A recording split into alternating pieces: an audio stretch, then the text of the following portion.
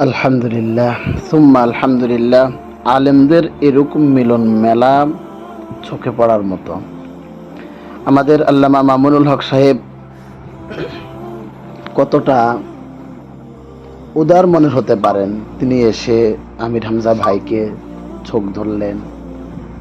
তারপরে আমরা দেখতে পাচ্ছি আমাদের কামরুল ইসলাম সাইদ আনসারী সাহেব, উনি ওনার ছোট ভাই আল্লামা মামুনুল হক সাহেবকে নিজ হাতে কিছু খাইয়ে দিয়েছেন এবং মামুনুল হক সাহেব, আমির হামজা ভাই, ওনারা কথা বলছেন।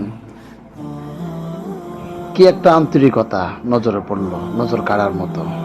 খুবই ভালো লাগলো। আলেমদের এরকম মিলন মেলা জাতি খুবই পছন্দ করে। জাতি চায় সবসময় যেন আলেমরা এরকম মিলেমিশে থাকে, একে অপরের পাশে থাকেন, বিপদ আপদে একজন আরেকজনের কাছাকাছি থাকেন।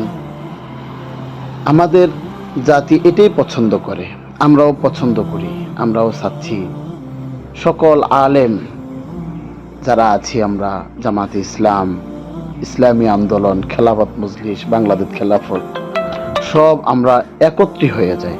একত্র হয়ে আমরা মাঠে কাজ করি।